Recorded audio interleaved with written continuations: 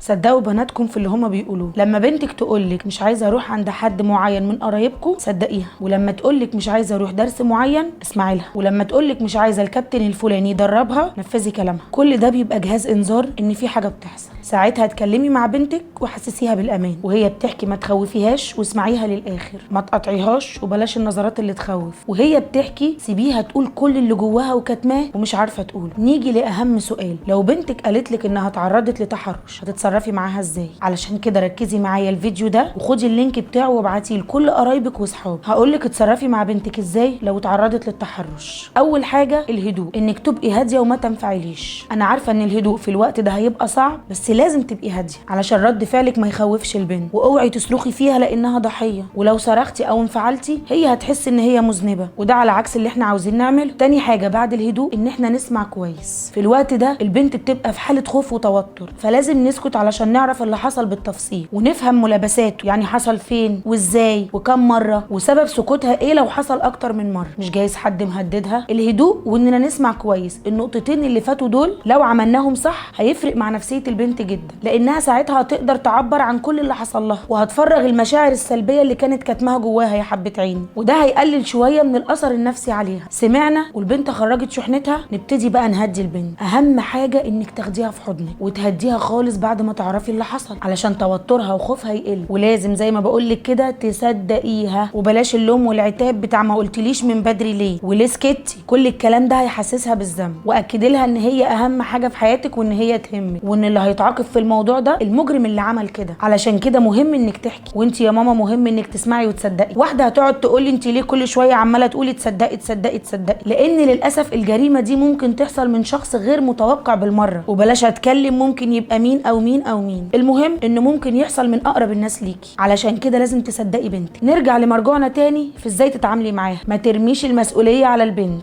وتكلمي معاها كلام واضح جدا ان بنتك ضحيه، وابداي عرفيها حتى لو فات الاوان، ووعيها ازاي تحافظ على نفسها. والحمد لله الانترنت دلوقتي مليان بالنصايح الايجابيه اللي ممكن تساعدك انك تتكلمي معاها. في امهات كتير بتتكسف تتكلم مع بنتها في المواضيع دي، بس عادي جدا انك ممكن تقولي لبنتك اوعي تخلي حد يلمسك، ولو حد لمسك لمسه انت مش مستريحه لها زعقي صوتي اصرخي، وقولي لها ان لو حد اتصرف تصرف معاكي انت مش مستريحه له على طول ترجعي تقولي لبابا وماما. فيها حاجه دي؟ ما هو كلام بسيط اهو، ما تقولوا لعيالكم يا جدعان. وعايزه اقول لكم حاجه مهمه جدا، ان المتحرش دايما خواف وجبان ومن اقل حاجه بيترعب. ولو فعلا بنتكم مرت بالتجربه القاسيه دي ممكن تروحوا لدكتور نفسي، لان التحرش بيسيب اثر نفسي في بناتنا ومش بينسوه طول عمرهم حتى بعد ما بيكبروا وبيتجوزوا وبيخلفوا. للاسف مفيش طريقه ثابته للتصرف مع المجرم ده اقدر اقول لكم عليها. الطبيعي جدا ان احنا نبلغ البوليس، ده لو حد احنا ما نعرفوش. لو حد بقى للاسف جوه العيله هنتصرف ازاي؟ عايزاكم تكتبوا لي في الكومنتات ومستنيه رايكم. ربنا يحفظ بناتنا من كل سوء، ولو سمحتي صدقوهم.